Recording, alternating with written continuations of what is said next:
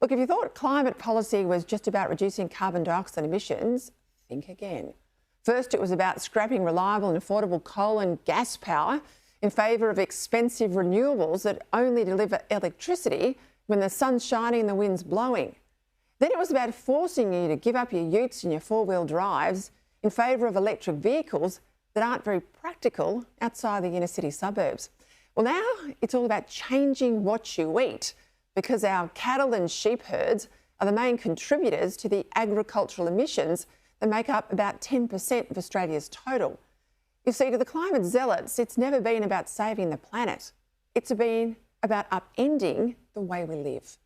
It's about forcing us to live what they think is a more moral life. Smaller cars, more public transport, less air travel, unless you're Taylor Swift, and a lot less meat.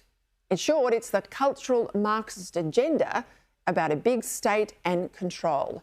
Only this time, not so much about wrecking the economy in the name of equality, but wrecking the economy in the name of saving the planet.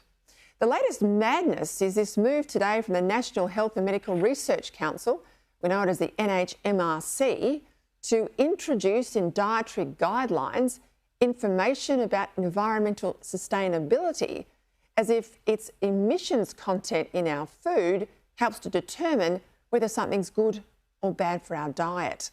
As reported in the Australian newspaper today, this could lead to people being told, get your beef and lamb intake down in favour of chicken, not because they're more protein or lower in fat, because supposedly chicken might have a lower carbon footprint. The NH&MRC says this change has been driven by, quote, stakeholder feedback.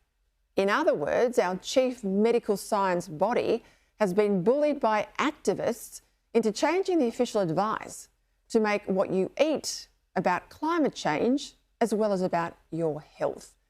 The Red Meat Advisory Council, well, they've just gone out today and it described all of this as ideological, an agenda being pushed at the expense of the latest nutritional science.